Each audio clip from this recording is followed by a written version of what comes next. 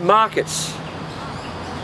Markets as in free markets. We've been hearing a lot lately about how markets dictate, well, pretty well everything. Oh, and leave it to the market. Markets, markets, markets. Markets is basically a construct of capitalism. It's a thing that's necessary to make capitalism work. The problem is, if you let markets dictate, is there a market for kiddie porn? Hell yeah. Is there a market for heroin? Hell yeah. Is there a market for machine guns for 11-year-olds? Hell yeah. The point I'm making is you cannot allow markets to dictate how we live. You need some control of markets. In the good old days, I'm not quite sure when that was, we used to have a thing called government. And government played a critical role in controlling markets, saying that some things should not be accessible, some things should not be free, some things need to be regulated. We seem to be living in an era where there's a lot of talk about, oh, you've got to have free markets and you've got to get rid of red tape. Yeah, it's the red tape that stops you from having sex with a 10-year-old kid after borrowing his machine gun and buying a $20 hit of heroin from him. So free markets or uncontrolled markets are not a solution. That's basically just law of the jungle.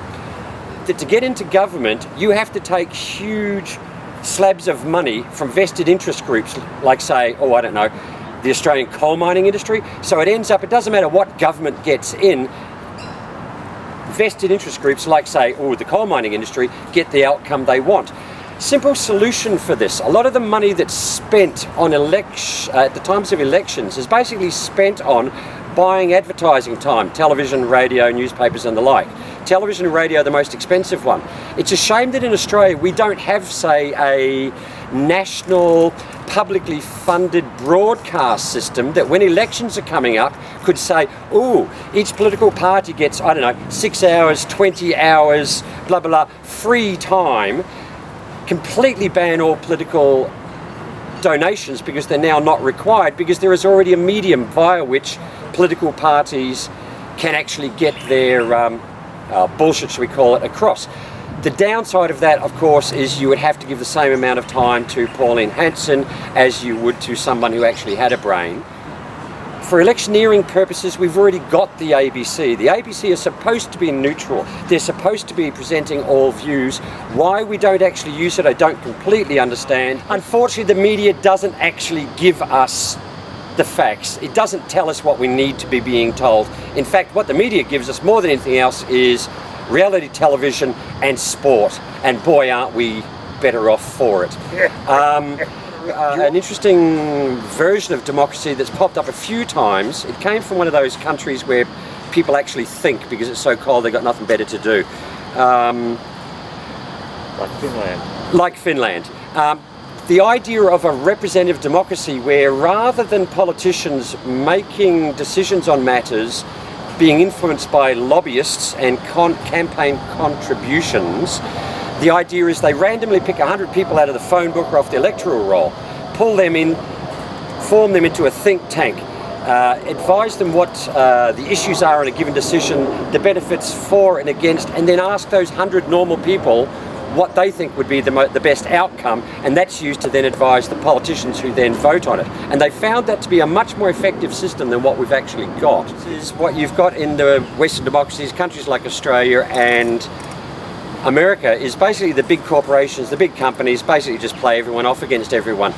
You guys who work in the, whatever it is, the thong factory, you now work for half the amount of money and you have no choice because otherwise we'll move it to Vietnam where they'll work for half the money.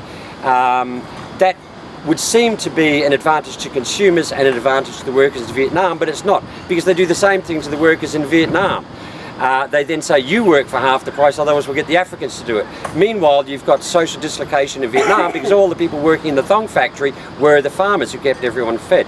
I guess what I'm essentially suggesting is that the system is not working, and I don't understand why more people are not more angry other than sport and reality television. There's not enough people in enough pain for the R word to actually be considered.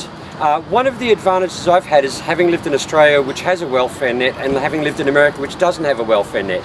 And in my observation, you pay one way or the other. In the Australian system, I used to pay taxes as a taxpayer to educate the children of that dirty little family at the end of the street so that they could get a job.